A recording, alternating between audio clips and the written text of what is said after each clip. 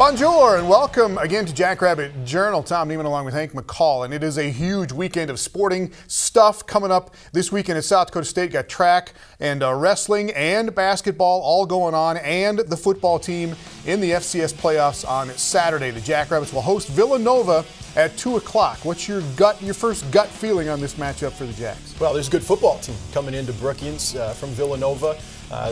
What little we've been able to see on film of them so far in 2016 shows, an offense that isn't going to show a whole lot that SDSU hasn't seen throughout the season or in years past, but a defense that certainly will mix things up and provide a bit of a unique look throughout the game. Nobody in the Missouri Valley played Villanova this year. Nobody in the Missouri Valley played anybody else that played Villanova. It's kind of hard to get a handle on these guys, but they are 9-3 overall. Villanova from the Colonial Athletic Association. They're one of 4 teams from that conference still in the playoffs right now. And as you said, we know this Villanova plays some defense, only give up 15 points a game. That is second in the FCS overall, and you kind of, again, hard to compare conferences, but that's pretty tough, isn't it? Oh, it certainly is. It's a number that this SDSU coaching staff and the players certainly have had to look at and say, all right, well, what are they doing so effectively on the defensive side of the ball that has allowed them to be so successful? Well, they've got a stud defensive end, a guy that's in double digits in sacks and has racked up a ton of tackles for loss. He plays in the offensive backfield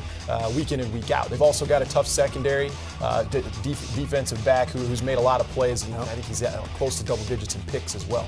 That guy you're talking about is number 92 for Villanova. He's the Colonial Conference Defensive Player of the Year. His name is Tano Paseño. He's 6'7" and weighs 290 pounds. He's got 11 sacks this season, so the Jacks will have to deal with that. And as you said, they play kind of an odd defense, a 3-3-5. Is this the real thing? It sure seems like it.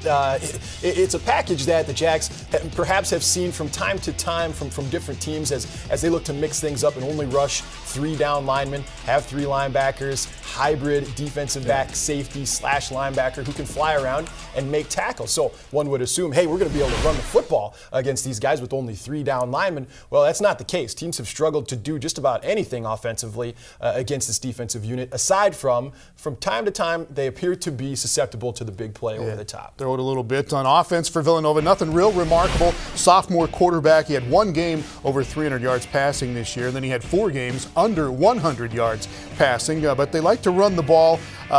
South Dakota State this year was almost balanced between running and throwing it. 33 runs per game, 36 passes a game for the Jackrabbits. Villanova, on the other hand, throws it about half as much as they run it. They run the ball a lot. They got 2 guys that have run for 7 touchdowns this year. Kind of compare them in the Missouri Valley a little bit to Youngstown State. Good defensive ends, good defense, and then run the football. Yeah, there's not a whole lot offensively Nova's going to blow you away with. They've got a good group of young playmakers, young quarterback. So yeah, their priority is to be able to run the football, take some pressure off the young quarterback, and then look to some play action and try and get something over the top. Pretty simple formula when you think about it. They'll spread the field out, as you see with the majority of college programs today. But they've struggled to score points at times. But at the same time, they've looked like a team that can air it out and make plays with the best of them. Yeah, and then South Dakota State, on the other hand, has had that offense all year that has been outstanding. Villanova's head coach is retiring at the end of the season. This could be his last game, could be extra motivation for Villanova. Here is the Jackrabbit head coach on how the Jacks have mentally prepared all season for big games like this one. It's a fickle deal. We have some games that are one-play games, and that gets you to be a top 8 seed. There's a vision last year, and we don't make the play that we're not the top 8 seed. I think every year is a different recipe. I try to be real consistent and let our seniors and captains run the show. They've done a phenomenal job of doing that.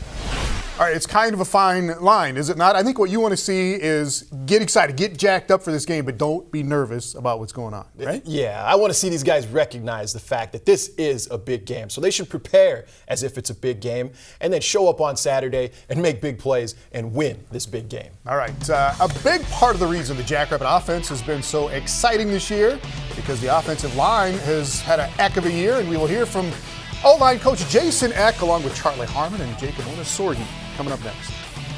Jackrabbit Journal on Midco Sports Network is presented by Sanford Orthopedics and Sports Medicine, Dakota Land Honda, Service First Federal Credit Union, and JackrabbitCentral.com.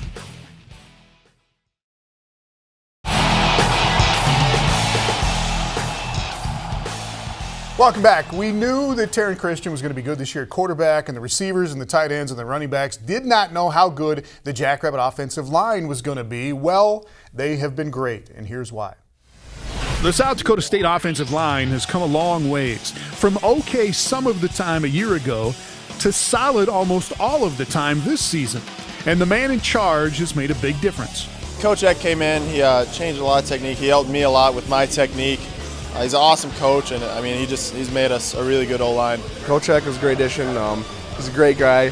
Really preaches kind of just bonding with the O-line and the chemistry with us, and just is really a technician and knows a lot about football. I think he's just really helped just in general us play together and play more competitively and more physical. Jacob Bonesorges has been a great leader. You know, Charlie Harmon's a guy who really dedicated himself to improving from last year, and then a guy like Nick Carr, who missed last year, it was really important to him, and he worked very hard to get back, where now he's been a very good starter for us. So, I really just give it back to the kids. They've really worked hard to improve, and it's really a credit to them, how much better they've gotten. The first five has been fantastic, with Harmon and Carr on the edges, Onasorgi in the middle, Matt Clark at right guard, and converted defensive lineman Tiano Pupangatoa at left guard. Tiano's had a really nice year for us. He's very athletic. He's just, some of his stuff is not always the most natural to him just because he has not got a lot of reps. But he's a very talented, very strong guy. He's done a great job. I think Matt Clark is a guy who's really elevated himself. He was a part-time player, last year, and now has come on to being a full-time starter and really done a good job. And then, as the year has gone on, Wes Gannant and Tyler Weir have both come off the bench and been able to give us some reps and work on our depth that way. So we've had 7 guys who played a lot of football for us, and really a credit to those guys, all the work they put in. And the Jacks did make big gains in the stats this season, a jump from 9th to 3rd in the Missouri Valley Conference in rushing, and only allowed 11 sacks in 8 conference games after giving up 20 last year. It's been a combination of making the most of talent, coaching, and the willingness to be coached. There's a little bit of technique change. A lot of it is more of just mentality and just execution and just playing together as a unit. Changed my footwork up a little bit. Watching film last year, I just completely different player, what I've noticed. We studied the tape from last year and saw what we needed to get better at. Again, a lot of it was games like Northern Iowa. Northern Iowa and NDSU, I think those were some of the games last year where we struggled up front. And so that was a big motivator, I think, for our guys this year, is being able to show in those places when you play the best teams in the conference that you could rise up to the occasion and hang with them. And again, credit to our players. They did a great job in those games this year. Coach Eck gives special mention to Charlie Harmon and his improvement as a pass protector this year, going against Carter Schultz at Northern Iowa and Greg Menard at North Dakota State and the great defensive ends at Youngstown State, all of those all-conference pass rushers. Those 3 games in particular, he didn't give up any sacks, and I think that's really a improvement. I mean, those are some of those guys the year before who had big games against us and had multi-sack games. So he's really worked hard. He's a talented guy, and I think he's really improved kind of his mental preparation this year and just being consistent and being mentally ready to go. And when he does that, he's one of the best there is. I think he deserves some all-conference honors. Well, Harmon did not make the first or second team, but he did get honorable mention all-conference honors. And he won't get too riled up about it. This offensive line is a pretty mellow group off the field that has an ability this year to get nasty when the time comes. Yeah, definitely. You got to have that switch you turn on when you cross those lines. I definitely try to go into the game with that kind of bulldog mentality, just kind of be a mean dude. And after the game, kind of get back to my normal self. I think you want to have guys who have an edge. I mean, you got to play with an edge and play with an aggressiveness. We really want to be, classy off the field. You don't want to be bumping into people, going through the library and stuff during class. But on the field, you got to play with a little edge. You got to work yourself into that mindset that I'm going to get after people. When we're between those lines from the snap to the whistle. And I think our guys have done a good job of that. Well, quarterback Taryn Christian has been the biggest benefactor of what the offensive line has done this year. We've got 10 tough questions with TC in the rapid fire interview next.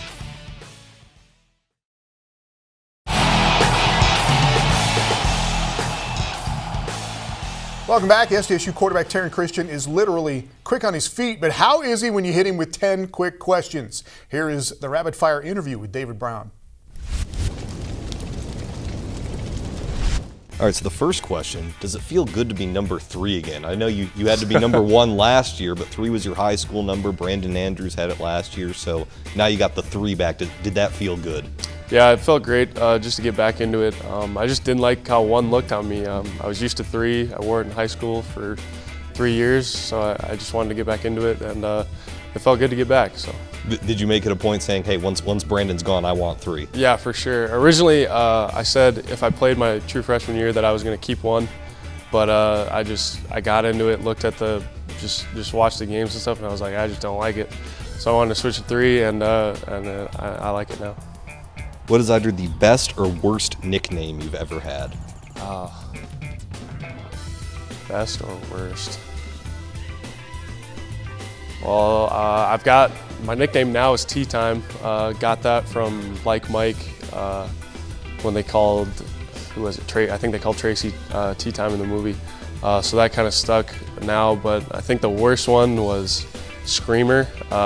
When I was a little kid, when my dad would pick me up from daycare, I guess I would start screaming because I was just so excited for him to get me.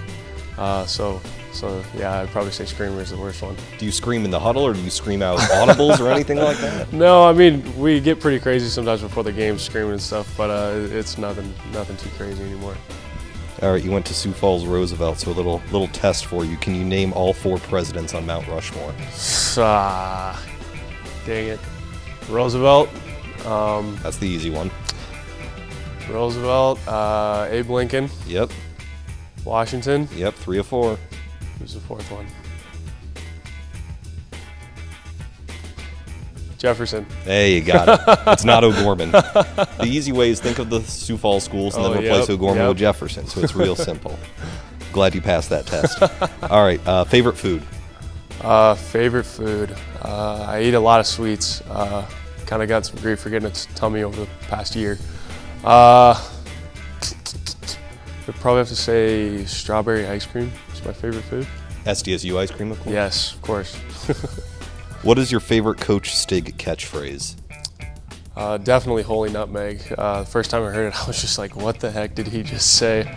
But I saw it's his Twitter handle too, so he must like it too. But everybody kind of gets a kick out of it when he says it in practice. We know he's being serious when he says it, but everybody kind of giggles when he does. So Dallas Goddard said he didn't even know what nutmeg was. So do you at least know what nutmeg is? No, isn't it like a milk or something? It's a baking ingredient. That, yeah. Close enough. The fact that he says holy nutmeg still probably confuses some people. Do you have a hidden talent? Hidden talent. I'm pretty good at ping pong. Me and Connor Lamberg actually had quite a duel going for a while during fall camp. After every meeting, we would start playing for like an hour after meetings and stuff at night. So I'd say ping pong. Would you be the ping pong champion of the team if you had a tournament right now among all the players? If we did, I think it would definitely be between me and Connor. He's got the winning record against us right now, I think by a large margin. So he would probably win, but I think I'd be a good second. This probably seems like a dumb question considering the personnel, but between you and Zach, Lujan, and all the other quarterbacks, who would win a race end zone to end zone? I think I would have to take the title in that. Maybe Cannon. All the other guys are hurt right now, so maybe if they were on their scooters, they would get up there, but I think I would take the champion in that. Ooh, throwing a little shade, saying if they were on their scooters, they might have a chance. Man. All right, what is your go-to karaoke song, or a song that you kind of like that you're embarrassed to admit you like? Oh my.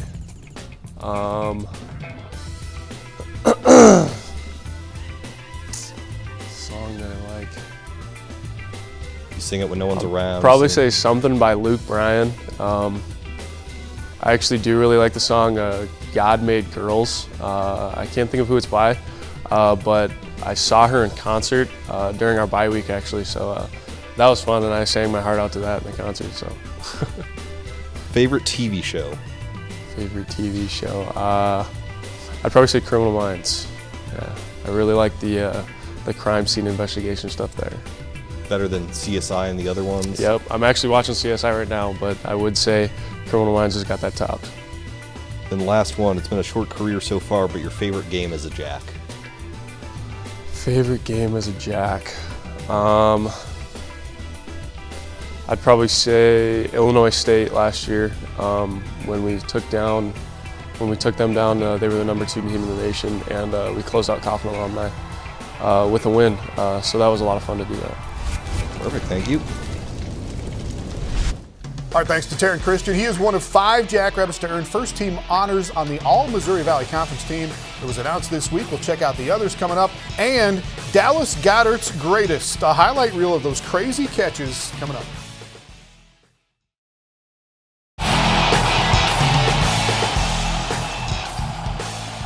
Welcome back. The Missouri Valley All-Conference football team is loaded with Jackrabbits this year, starting with John Stiegelmeier as Coach of the Year. Well done. Taryn Christian is the Missouri Valley Offensive Player of the Year, and the first-team quarterback set a Jackrabbit record for single-season passing yards this year. He has accounted for 36 total touchdowns.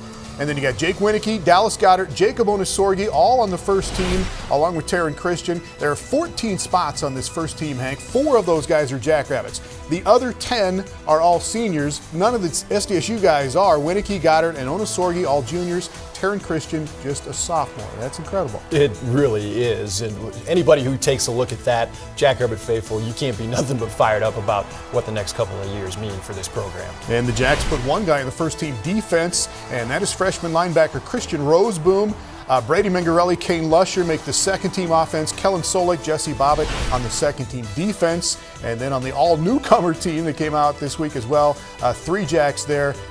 Chase Vinatieri, Anthony Washington, and Christian Roseboom, and it kind of speaks to the fact that you can't just have a couple of superstars. This is a very good team, top to bottom, for South Dakota State right now. It is talent everywhere, at every single level, on both sides of the ball. You have to be excited about where the program is today with the kind of kids that are coming in and looking to be productive parts of the program. And a big opportunity still this season. Right? Absolutely. A huge opportunity. These guys, the guys who have been there for a while, they recognize it, no doubt about it. But the young guys who we've seen, some of them on these lists that we've just been talking about, they've got to see it as well and look to take advantage of it. All right, it has kind of been the year of the one-handed catch. You see them all over the place, high school kids, everybody. One of the best at the fancy grab is Jackrabbit Jr. Dallas Goedert. Here's a quick peek at some of his handiwork so far this season.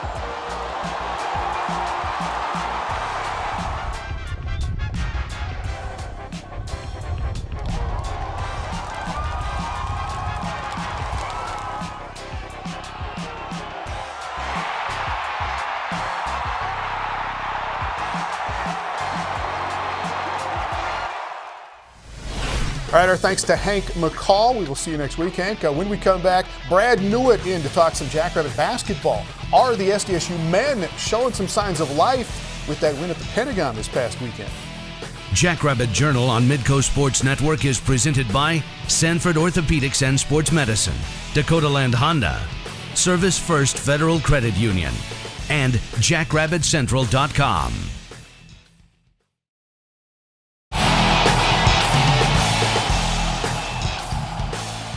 Welcome back to Jackrabbit Journal, joined now by our college basketball analyst Brad Newitt to talk some Jackrabbit hoops and the SDSU men, Brad. They'll play at home Wednesday night against Minnesota Crookston. The Jacks are 2-6 going into that game, and just when we were starting to panic about this season going downhill, they come out, they played great in a win over Milwaukee in that game on Sunday at the Pentagon. It was just kind of an amazing turnaround from the first 2 games of that tournament to that win over Milwaukee. It was hard to believe that was the same team that took the floor against Milwaukee because, Tom, that was a team that had really struggled so much offensively in their previous games, had been shooting below 40% as a team. Come out against Milwaukee, they shoot over 60%. Yes. They're banging down threes from all over the court.